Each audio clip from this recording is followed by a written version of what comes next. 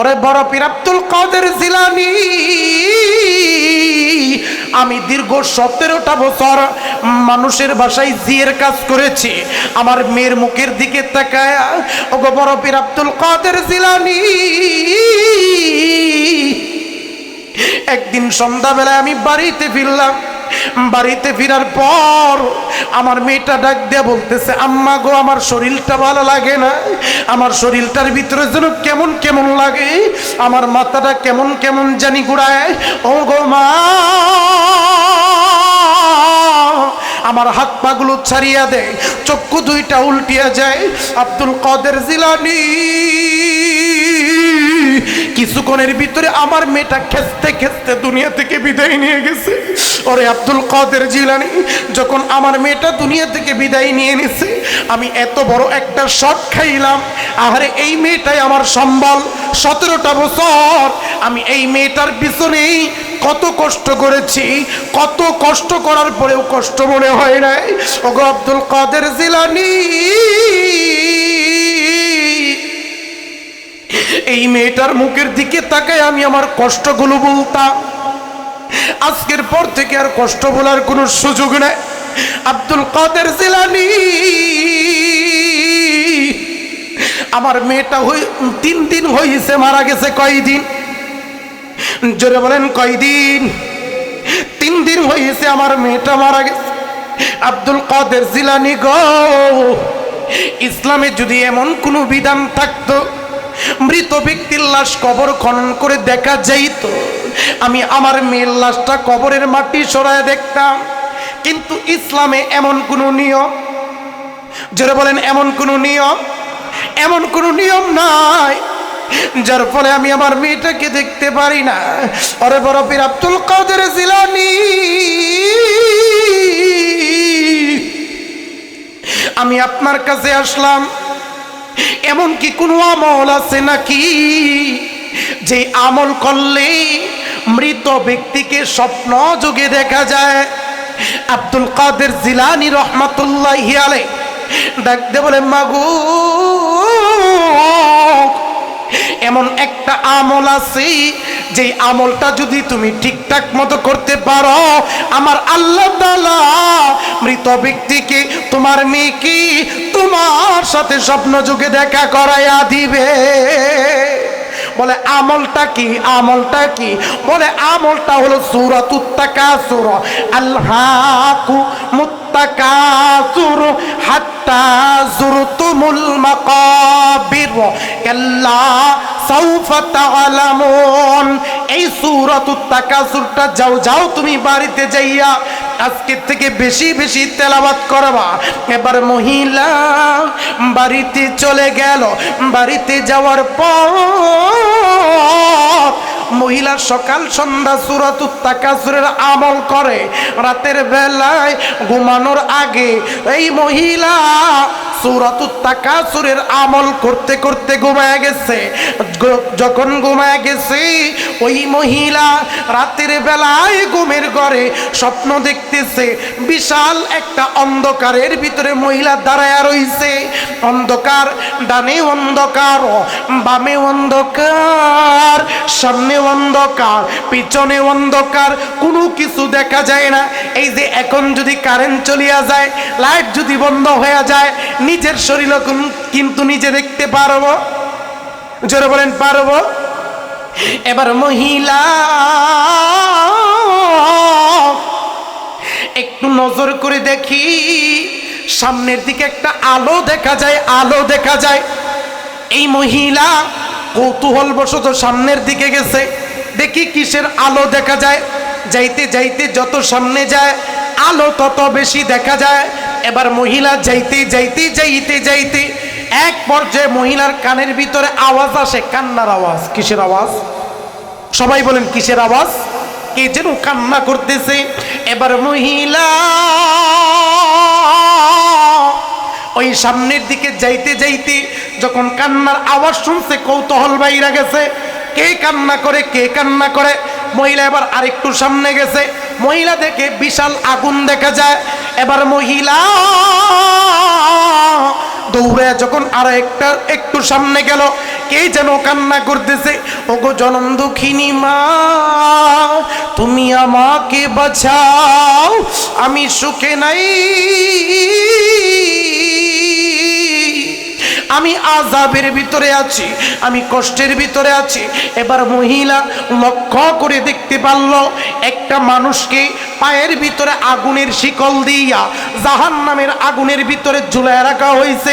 এই দৃশ্য যখন মহিলা দেখলো, ওই মহিলা কে, এই মেয়েটাকে একটু ঘুরে ফিরে যখন দেখতে গেছে, মহিলা নজর করে দেখি রে, আজ থেকে 3-4 দিন আগে তার যে মেয়েটা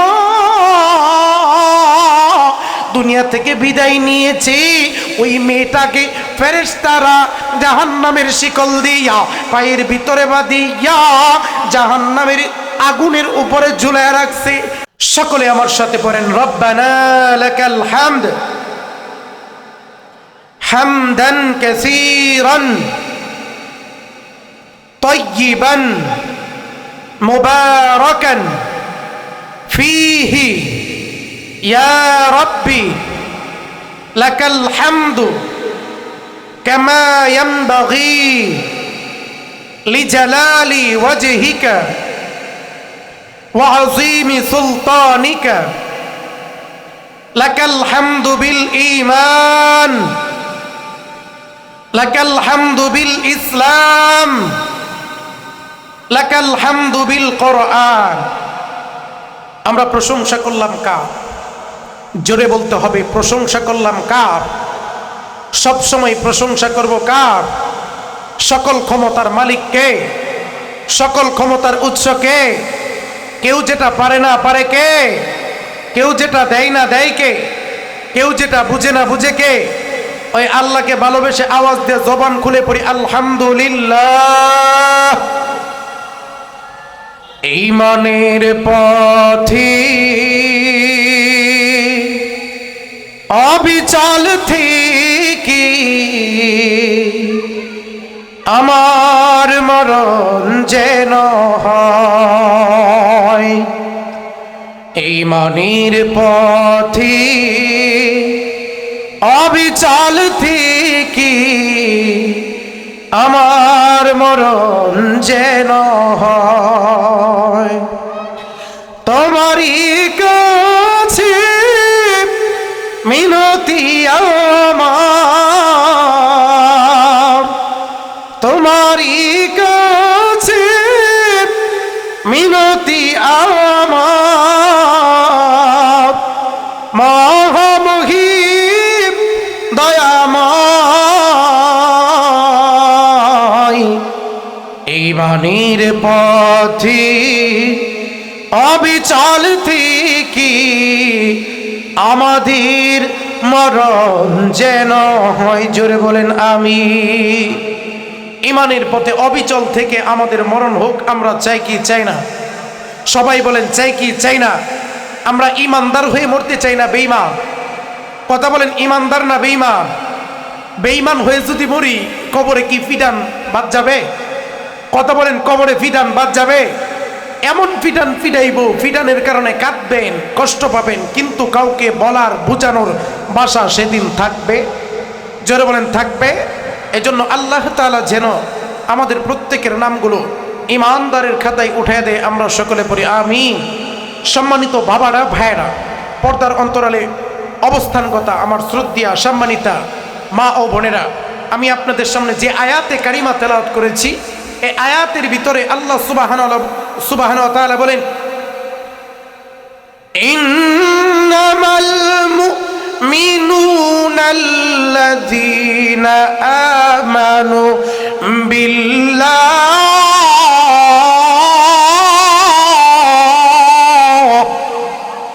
সুম্মা লাম ইয়ারতাবু ওয়া জাহাদু বিআমওয়ালিহিম ওয়া আনফুসিহিম ফি সাবিলিল্লাহ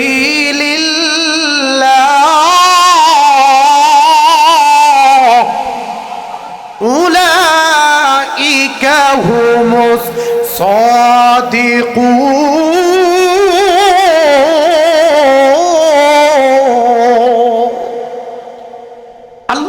রব্বুল আলামিন বলতেছেন, নবী হে, দুনিয়ার মানুষদেরকে জানায় দেন, আপনি নিজে থেকে আপনি নিজেকে ইমানদার দাবি করলেই হবে না, বরং আল্লাহর দফতরেও আপনার নাম ইমানদারের খাতায় থাকতে হবে। কথা বলেন ঠিক কিনা? আল্লাহ রব্বুল আলামিন বলেন, ইমানের দাবিতে সত্যবাদী তারা যারা চারটা কাজ করেছে। কয়টা কাজ? জোরে বলেন কয়টা? জোরে বলেন কয়টা? আল্লাহ রব্বুল আলামিন বলতেছেন, নবী হে, ইমানের দাবিতে সত্যবাদী তারা যারা দুনিয়াতে থাকা অবস্থায় চার কাজ করেছে। কয় কাজ? চারটা বস্তুর উপর ঈমান এনেছে। এক নাম্বার আল্লাহর তাআলার উপরে। এক নাম্বার কার উপরে? জোরে বলেন কার উপরে? যদি খাঁটি মুমিন হতে চান, এক নম্বরে কার উপর ঈমান আনতে হবে? সবাই বলেন কার উপরে? দুই নাম্বার ওয়া রাসূলিহি, আপনি রাসূলের উপরে। কার উপরে? জোরে বলেন কার উপরে? তিন নাম্বার সুম্মা লাম ইয়ারতাবু, আল্লাহর উপরে বিশ্বাস স্থাপন করলেন, নবীজিরেও মানলেন, এরপরে মনে মনে চিন্তা করলেন, আরে আসলে কি সত্যি আল্লাহ আছে, রাসূল আছে, হাসর নাসর হবে, জান্নাত জাহান্নাম হবে, এই বিশ্বাস যদি আপনার অন্তরে থাকে তাহলে আপনার ঈমান থাকবে। জোরে বলেন থাকবে। এরপরে আল্লাহ বলেন, সুম্মা লাম ইয়ারতাবু ওয়া জাহাদু বিআমওয়ালিহিম ওয়া আনফুসিহিম, তারা নিজেদের জান এবং মাল দ্বারাই জিহাদ করেছে। কার রাস্তায়? জোরে বলেন কার রাস্তায়? নিজেদের জান এবং মাল দ্বারা আল্লাহ রাস্তায় জিহাদ করেছে। আল্লাহ রাব্বুল আলামিন বলেন, উলাইকা হুমুস সাদিকুন, এরাই হলো ঈমানের দাবিতে সত্যবাদী। জোরে বলি সুবহানাল্লাহ। তাহলে এক নম্বরের গুণ কি? আল্লাহর উপরে বিশ্বাস। সবাই বলেন এক নম্বরের গুণ কি? দুই নম্বরের গুণ কি? জোরে বলেন দুই নম্বরের গুণ কি? রাসূলের উপরের বিশ্বাস। তিন নম্বরের গুণ কি? বিশ্বাস করার পরে সন্দেহ পোষণ করে। জোরে বলেন করে। চার নম্বর গুণ জিহাদ করেছে আল্লাহর রাস্তায় জান দ্বারা ও, জোরে বলেন জান দ্বারা ও মাল দ্বারা। এই চারটা গুণ যার ভিতরে আছে সে ঈমানের দাবিতে সত্যবাদী। জোরে বলি সুবহানাল্লাহ। এই চারটা গুণ আল্লাহ রাব্বুল আলামিন আমাদের ভিতরে ধারণ করার তৌফিক দান করুক। আমরা সকলে পড়ি আমিন। সম্মানিত ভাইয়ের আমার, দেখেন আমরা সবাই জান্নাতে যেতে চাই কি চাই না? কথা বলেন, জান্নাতে যেতে চাই কি চাই না? তাহলে জান্নাতে যদি যেতে চায় তাহলে আমাদের করণীয় কি? আমাদের করতে হবে একটা কাজ। কয়টা কাজ? যারা বলেন কয়টা কাজ করতে হবে? একটা কাজ করতে হবে। এক নম্বরের কাজ হলো নেকের কাজ ধরতে হবে। কিসের কাজ ধরতে হবে? সবাইকে বলতে হবে কিসের কাজ? মুসলমান বাবাজিরা রে আমার, মুসলমান ভাইরা রে আমার, জান্নাতে যদি যেতে চান নেকের কাজ ধরতে হবে আর গুনার কাজ ছাড়তে হবে। নেকের কাজ যদি ধরেন, গুনার কাজ যদি ছাড়েন, জান্নাতে যেতে পারবেন। নেকের কাজ যদি না ধরেন, জান্নাতে যাওয়ার কোনো সুযোগ নাই। কথা বলেন ঠিক কি না? আল্লাহ রাব্বুল আলামিন এই মর্মে কোরআনুল কারীমের ভিতরে আয়াত নাজিল করেন। আল্লাহ বলেন, ফারিকুন ফিল জান্নাতি ওয়া ফারিকুন ফিস সাঈর।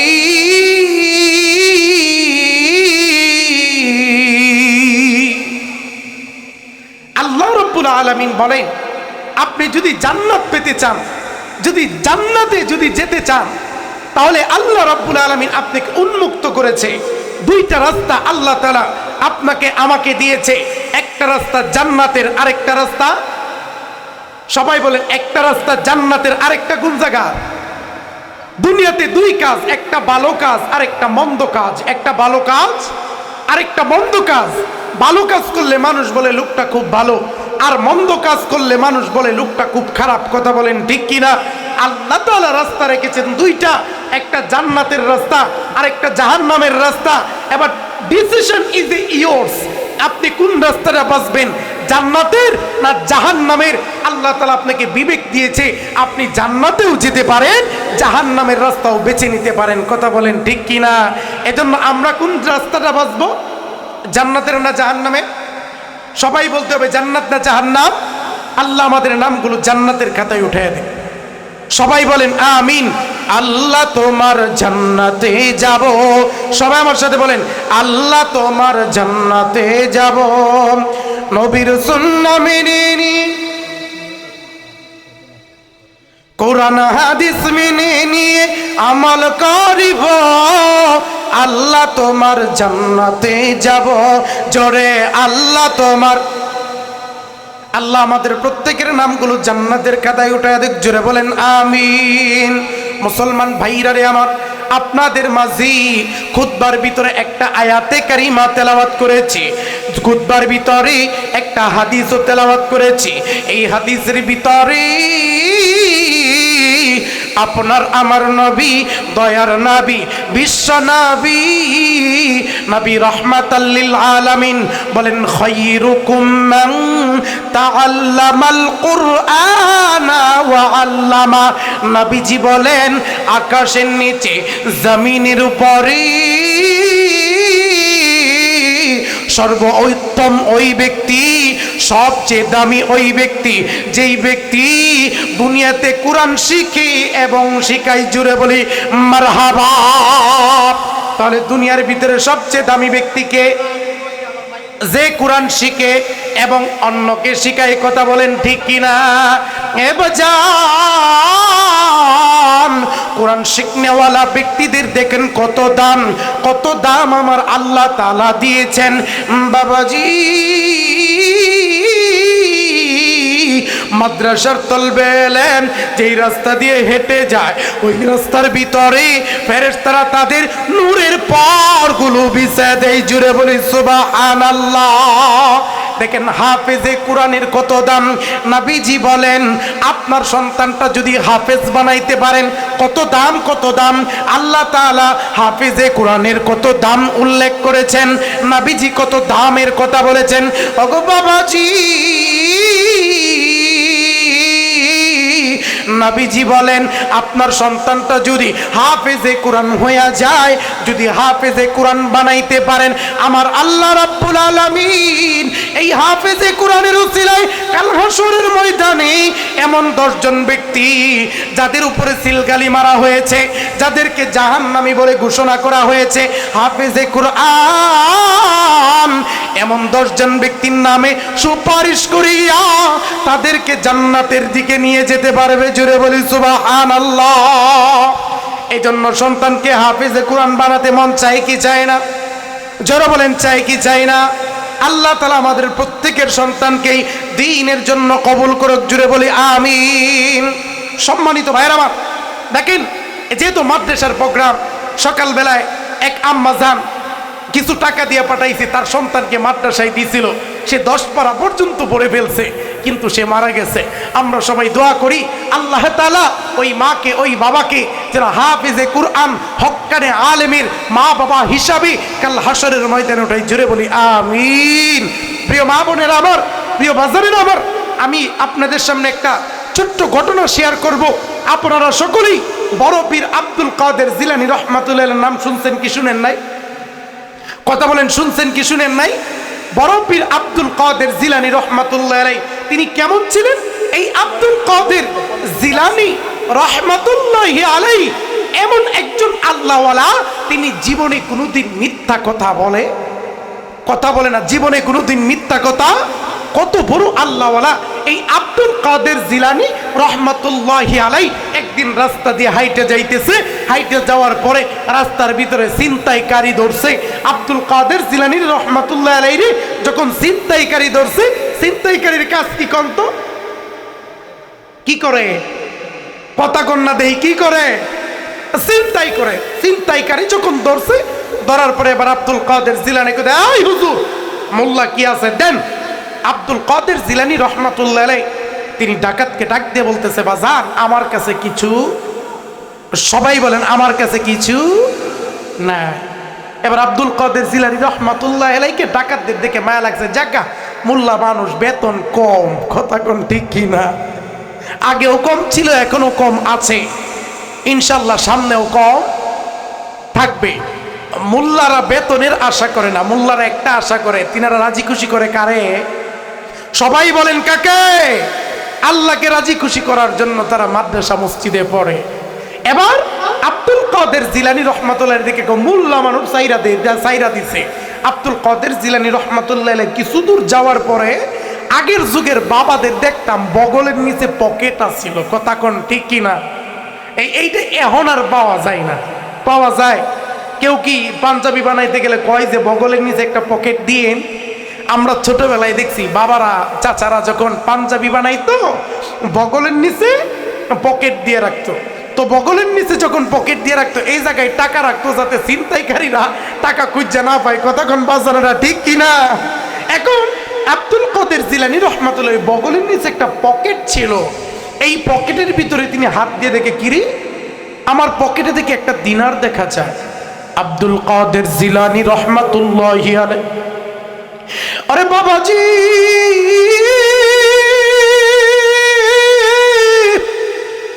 এই দিনারটা হাতের ভিতরে নিয়ে এবার আব্দুল কাদের জিলানী তিনি চিন্তা করতেছে, আমি যদি এদেরকে ফাঁকি দিয়া চলে যাই, এদেরকে ফাঁকি দিতে পারলাম কিন্তু আমার আল্লাহকেই আমি ফাঁকি দিতে পারি। জোরে বলেন পারি? কালকে যদি হাসরের ময়দানে আল্লাহ রাব্বুল আলামিন আমাকে জিজ্ঞাসা করে, কিরে আব্দুল কাদের তোর কাছে টাকা ছিল, মিথ্যা কথা কেন বলছিলি? যা যা জাহান্নামে যা। আমি আল্লাহর কাছে কি জবাব দিব? লজ্জিত হব। এবার আব্দুল কাদের জিলানী ওইখান থেকেই কামবে ওই ডাকাতের কাছে চলিয়া গেছে। ডাকাতকে গিয়া বলতেছে, ডাকাত ভাই আমার বগলের নিচে একটা পকেট ছিল, ওই পকেটের ভিতরে একটা দিনার ছিল, নাও নাও দিনারটা নিয়ে যাও। এবার ডাকাত বলতেছে, সারা জীবন দেখলাম আমাদেরকে দেখে মানুষ পালাইলো, কোনোদিন আমাদের সামনে মানুষ আসে? জোরে বলেন আসে? কেমন একটা মানুষ পাইলাম যেই মানুষ বগলের নিচে একটা দিনার ছিল, আমাদেরকে ফাঁকি দেয় নাই। কি ব্যাপার মোল্লা, তুমি আবার কেন ঘুরে আসলা? এবার আব্দুল কাদের জিলানী ডাক দে বলে, ওরে ডাকাতের দল, তোমাদের কাছে মিথ্যা কথা বইলা যদিও ছাড় পাওয়া যায়, আমার আল্লাহর কাছে তো ছাড় পাবো না, এই ভয়ে আমি আবার এই টাকাটা তোমাদেরকে দিতে আসছি। এবার ডাকাতেরা আশ্চর্যান্বিত হয়ে গেলেন, কে এই ব্যক্তিকে? একজন পাশে থেকে দাঁড়ায়া ডাক দিয়ে বলে, চিনি ননি ডাকাত চিনি, ইনি হযরত আব্দুল কাদের জিলানী, ইনি হযরত আব্দুল কাদের জিলানী। মুসলমান বাবাজিরা রে আমার, এবার ওই ডাকাতেরা মনে মনে চিন্তা করলো, এত বড় আল্লাহওয়ালা তারপরেও তার অন্তরের ভিতরে আল্লাহর ভয়, কিন্তু আমরা মানুষের কাছে ডাকাতি করি, চিন্তাই করি না না না না না না আর ডাকাতি করা যাবে না। আজকে থেকে হুজুর আপনার হাতে ধরে তওবা করে নিলাম, আজকের পর থেকে আর আমরা ডাকাতি করব না। ডাকাত দল বলা হয়ে গেছে। এই বড় পীর আব্দুল কাদের জিলানী রহমাতুল্লাহ আলাইহি জীবনে কোনোদিন মিথ্যা কথা বলে নাই। এত বড় পীর আব্দুল কাদের জিলানী রহমাতুল্লাহি আলাইহি তিনি একদিন তিনার খানকার ভিতরে বসে আছেন। এই আব্দুল কাদের জিলানী রহমাতুল্লাহি আলাইহি যখন খানকার ভিতরে চলে আসেন, ইন দ্য মিন টাইম তখন তিনি নজর করে দেখলো একটা মহিলা তার খানকার ভিতরে আসছে। ওই মাঝে মাঝে অনেক আম্মা জানেরা আমাদের কাছে আসে না যে হুজুর এই সমস্যায় ভুগতেছি, স্বামী কথা শোনে না, সংসারে অশান্তি, হুজুর কিভাবে শান্তি আনা যায়, কোনো আমল আছে কিনা? মহিলা আসার পর থেকে এমন বিলাপ করে কান্না করতেছে, এত জোরে কান্না করতেছে, আব্দুল কাদের জিলানী রহমাতুল্লাহ আলাইহি তিনি আশ্চর্যান্বিত হয়ে গেলেন, অবাক হয়ে গেলেন, কি ব্যাপার, এত কান্না কেন করছি? এবার মহিলাকে ডাক দিয়ে বলতেছে, আম্মা জান আপনি এত কান্না কেন করতেছেন? মহিলা ডাক দিয়ে বলতেছে, আব্দুল কাদের জিলানী আমি যদি আমার কষ্টের কথা আপনাকে বলি আপনার চোখ দিয়েও পানি আসতে বাধ্য হয়ে যাবে। আব্দুল কাদের জিলানী রহমাতুল্লাহ আলাইহি খুব আগ্রহের সাথে ওই মহিলাকে জিজ্ঞাসা করলো, আম্মা জান আপনার কান্নার কারণটা বলেন। এবার মহিলা তার কান্নার কারণটা শুরু করলো। কি কান্নার কারণ? মুসলমান বাবাজিরা রে আমার, গভীর মনোযোগ দিয়ে কথাগুলো শুনবেন। আরে বাবাজি,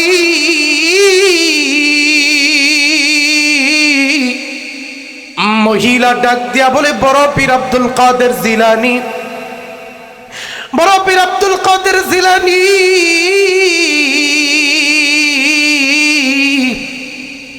আমার নতুন নতুন বিয়ে হয়েছে।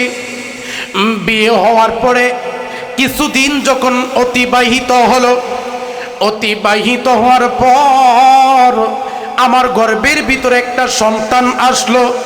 সন্তান আসার পর আমার স্বামী হঠাৎ করে একদিন বলতেছে, প্রাণের বিবি গো, আমার শরীরটা জেনে কেমন কেমন লাগে। এই কথা বলার পরে আমার স্বামী জমিনের ভিতরে লুটায়া পড়েছেন। সঙ্গে সঙ্গে আমার স্বামী দুনিয়া থেকে বিদায় নিয়েছেন। ইন্না লিল্লাহি ওয়া ইন্না ইলাইহি রাজিউন। আমার স্বামী যখন দুনিয়া থেকে বিদায় নিল, ওগো বড় পীর আব্দুল কাদের জিলানী, তখনও আমার গর্ভের ভিতরে যে সন্তানটা ছিল, ওই সন্তানের 6 মাস, ভূমিষ্ঠ হতে এখনো বাকি 4 মাস। কয় মাস? জোরে বলেন, কয় মাস? ওগো আব্দুল কাদের জিলানী, আমি বিপদের ভিতরে পড়ে গেলাম, মুসিবতের ভিতরে পড়ে গেলাম। আমি কিভাবে চলবো? কে আমাকে চালাবে? আমার সংসার কিভাবে চলবে?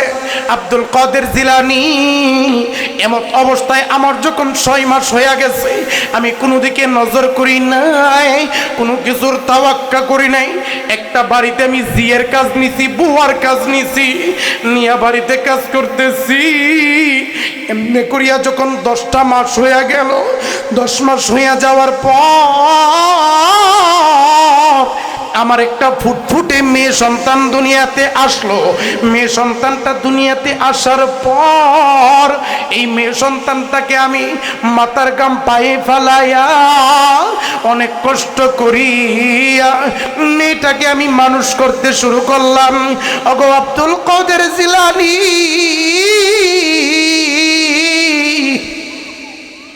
আমি মানুষের বাসার জিয়ের কাজ করি, বুয়ার কাজ করি, কিন্তু সন্ধ্যাবেলায় যখন আমি বাড়িতে ফিরি, আমার এই মেয়েটার মুখের দিকে যখন তাকায়, ওই যে আমি সারাদিন যত কষ্টের কাজ করেছি, এই কষ্ট আমার কাছে কষ্ট মনে হয় না। আমি মায়ের মনটা আনন্দ দিয়া ভরে যাই। জুড়ে বলি মারহাবা। দেখেন না, বাবা সারাদিন মাটির ভিতরে কাজ করে, সন্ধ্যাবেলায় যখন সন্তানের মুখে হাসি দেখি, বিবির মুখে হাসি দেখে, তখন বাবার মনটা সারাদিন এত কষ্ট করে এত পরিশ্রমের কাজ করেছে, কিন্তু মুহূর্তের ভিতরেই মনটা শান্ত হয়ে যায়, মুখের ভিতরে হাসি চলে আসে। কথা বলেন ঠিক না? মুসলমান বাবাজিরা রে আমার, এবার মহিলাটা ডাক দিয়ে বলে, এমনি করে 1 বছর 2 বছর 3 বছর নয়, ওরে বড় পীর আব্দুল কাদের জিলানী, আমি দীর্ঘ 17টা বছর মানুষের ভাষায় জিয়ের কাজ করেছি। আমার মেয়ের মুখের দিকে তাকায়, ওগো বড় পীর আব্দুল কাদের জিলানী, একদিন সন্ধ্যাবেলায় আমি বাড়িতে ফিরলাম। বাড়িতে ফেরার পর আমার মেয়েটা ডাক দিয়ে বলতেছে, আম্মা গো, আমার শরীরটা ভালো লাগে না, আমার শরীরটার ভিতরে যেন কেমন কেমন লাগে, আমার মাথাটা কেমন কেমন জানি ঘুরায়। ও গো মা, আমার হাত পাগুলো ছাড়িয়া দেয়, চক্ষু 2টা উল্টিয়া যায়। আব্দুল কাদের জিলানী, কিছুক্ষণের ভিতরে আমার মেয়েটা খেস্তে খেস্তে দুনিয়া থেকে বিদায় নিয়ে গেছে। ওরে আব্দুল কাদের জিলানী, যখন আমার মেয়েটা দুনিয়া থেকে বিদায় নিয়ে নিছে, আমি এত বড় একটা শট খাইলাম। আরে এই মেয়েটাই আমার সম্বল। 17টা বছর আমি এই মেয়েটার পিছনেই কত কষ্ট করেছি, কত কষ্ট করার পরেও কষ্ট মনে হয় নাই। ওগো আব্দুল কাদের জিলানী, এই মেয়েটার মুখের দিকে তাকায় আমি আমার কষ্টগুলো বলতাম। আজকের পর থেকে আর কষ্ট বলার কোনো সুযোগ নাই। আব্দুল কাদের জিলানী, আমার মেয়েটা 3 দিন হয়েছে মারা গেছে। কয়দিন? জোরে বলেন কয়দিন? 3 দিন হয়েছে আমার মেয়েটা মারা গেছে। আব্দুল কাদের জিলানী গো, ইসলামে যদি এমন কোনো বিধান থাকতো মৃত ব্যক্তির লাশ কবর খনন করে দেখা যাইত, আমি আমার মেয়ের লাশটা কবরের মাটি সরায় দেখতাম। কিন্তু ইসলামে এমন কোনো নিয়ম, যারা বলেন এমন কোনো নিয়ম, এমন কোনো নিয়ম নাই, যার ফলে আমি আমার মেয়েটাকে দেখতে পারি না। ওরে বড় পীর আব্দুল কাদের জিলানী,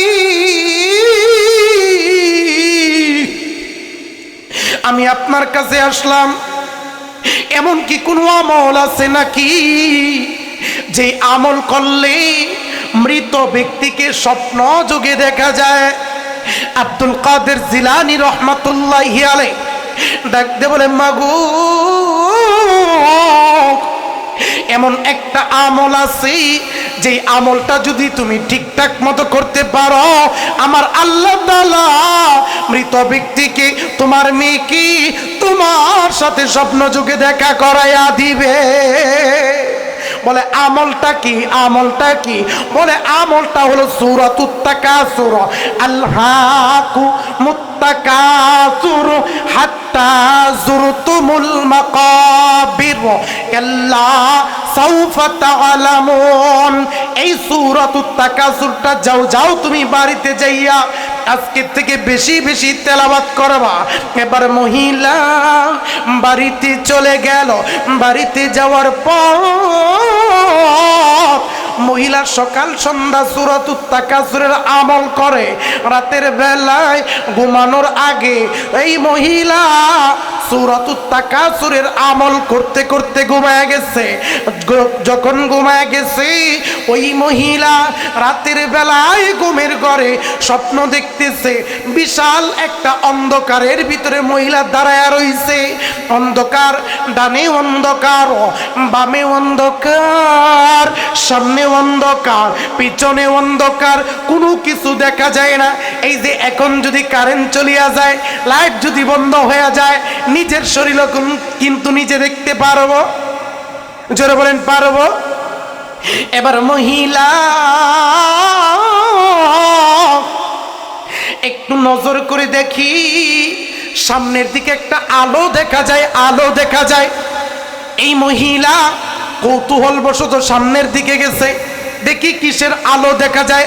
যাইতে যাইতে যত সামনে যায় আলো তত বেশি দেখা যায়। এবার মহিলা যাইতে যাইতে যাইতে যাইতে এক পর্যায়ে মহিলার কানের ভিতরে আওয়াজ আসে, কান্নার আওয়াজ। কিসের আওয়াজ? সবাই বলেন কিসের আওয়াজ? কে যেন কান্না করতেছে। এবার মহিলা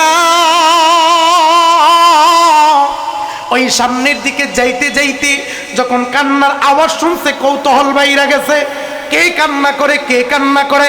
মহিলা এবার আরেকটু সামনে গেছে, মহিলা দেখে বিশাল আগুন দেখা যায়। এবার মহিলা দৌড়ে যখন আর একটু সামনে গেল, কে যেন কান্না করতেছে, ওগো জনম দুঃখিনী মা, তুমি আমাকে বাঁচাও, আমি সুখে নাই, আমি আযাবের ভিতরে আছি, আমি কষ্টের ভিতরে আছি।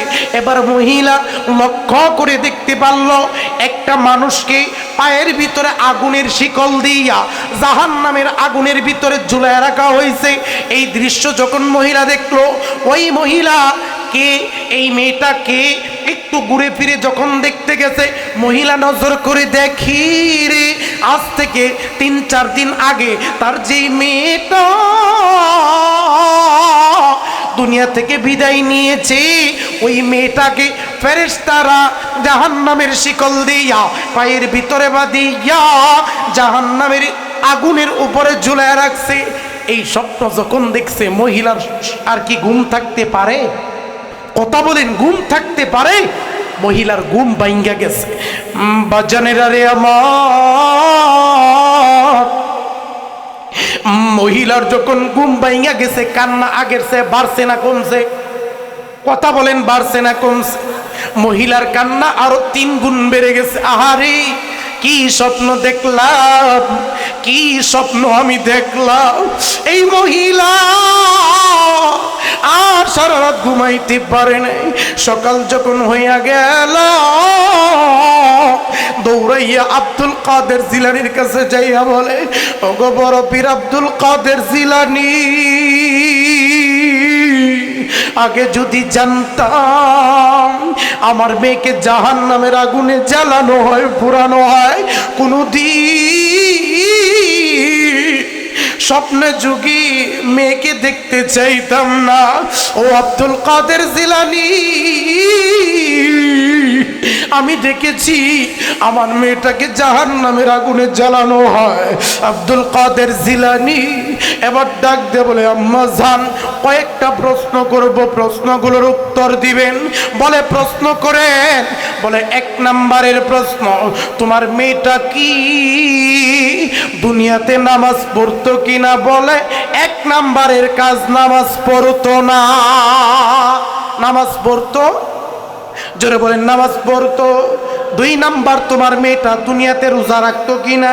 বলে, না না, দুনিয়াতে রোজা রাখতো না।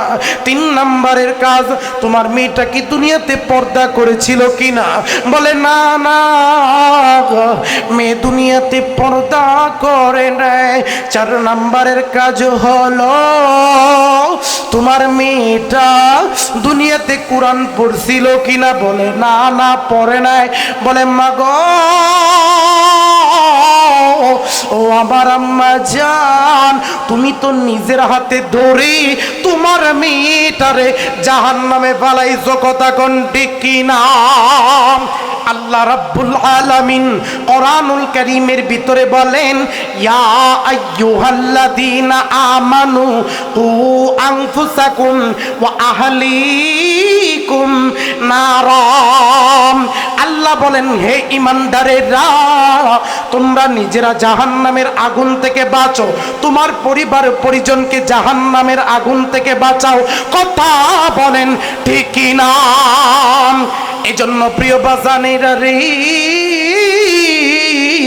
নিজেদের জাহান্নামের আগুন থেকে বাঁচতে হবে এবং কি পরিবার পরিজনকে জাহান্নামের আগুন থেকে বাঁচানোর চেষ্টা করতে হবে। কথা বলেন ঠিক কিনা?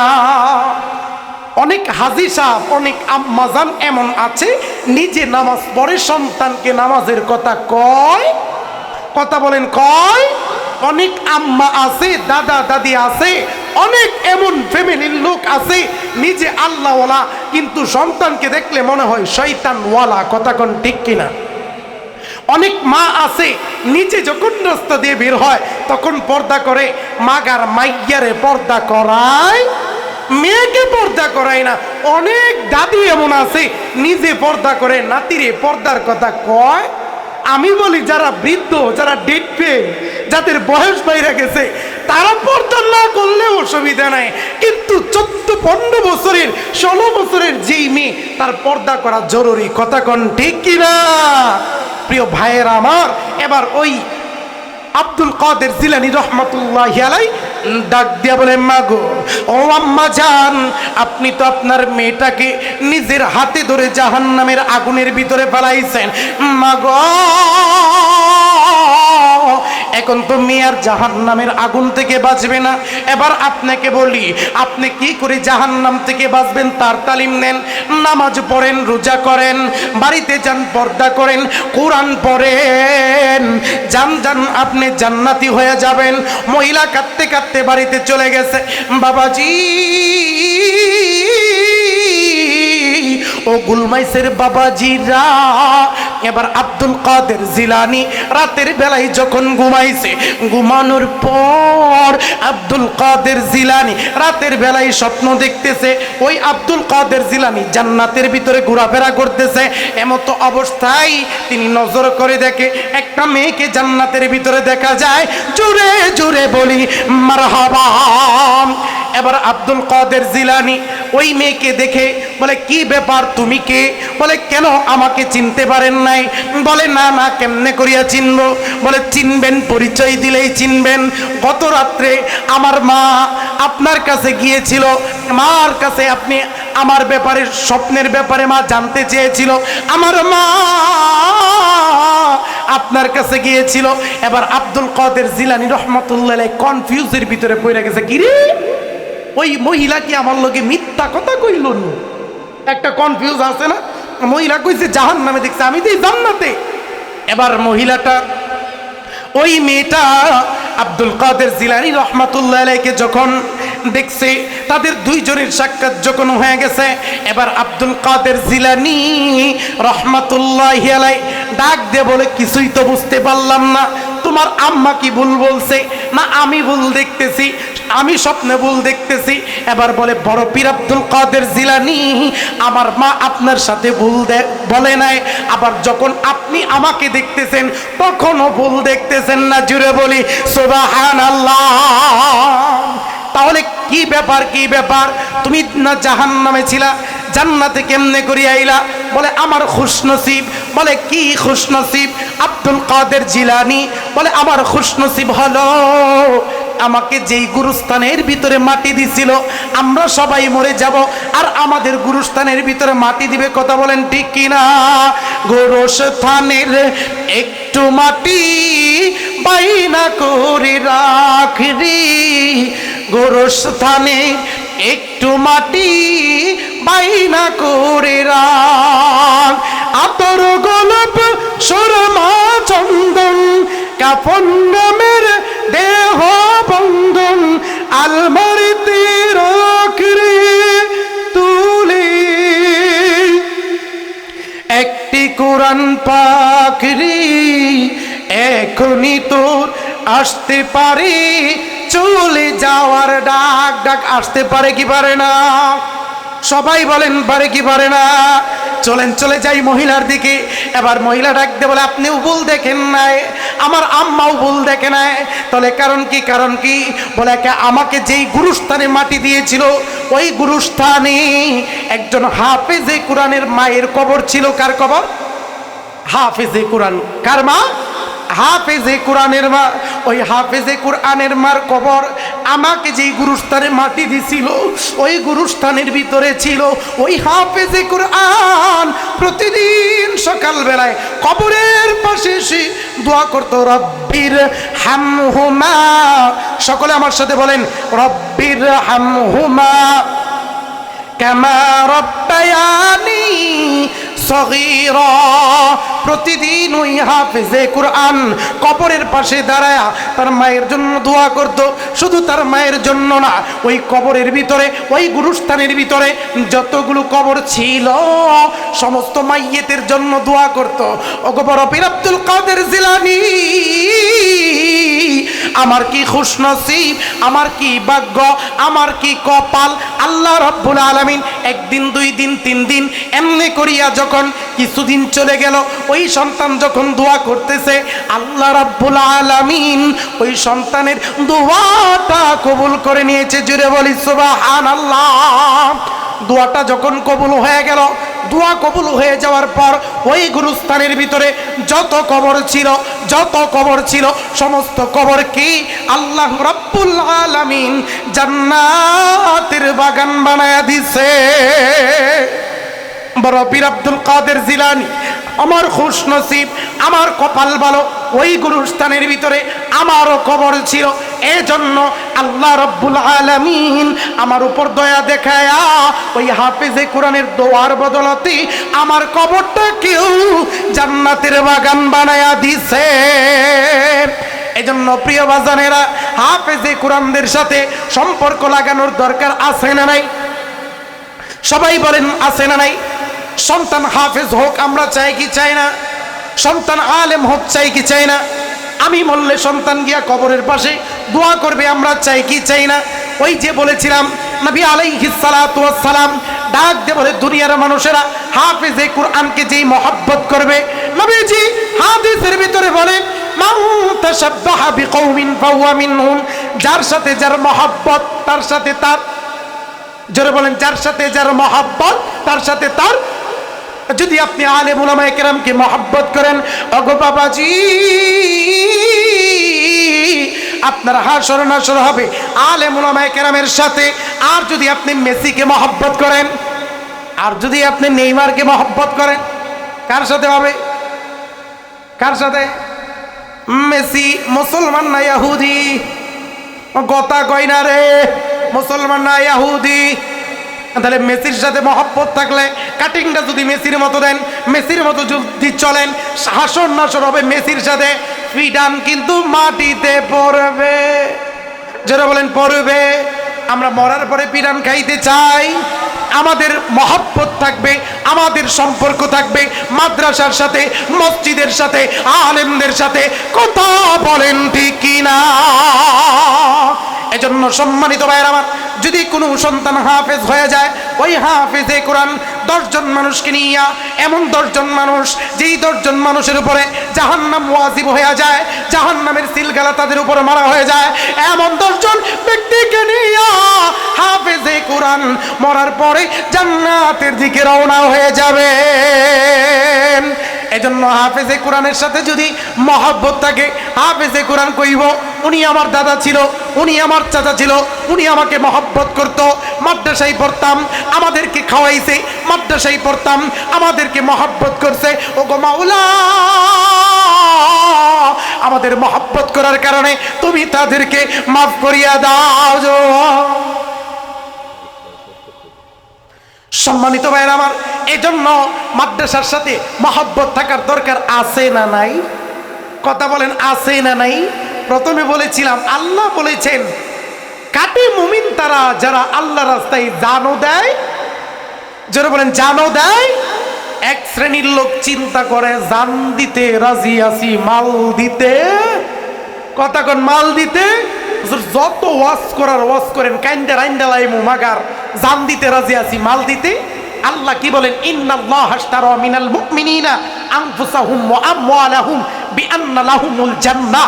আল্লাহ বলতেছেন, ও দুনিয়ার মানুষেরা, তোমাদের জান এবং মাল আমি আল্লাহ তাআলা ক্রয় করে নিয়েছি, কিনে নিয়েছি, বিনিময়ে তোমাদেরকে জান্নাত দিয়েছি। জোরে বলি সুবহানাল্লাহ।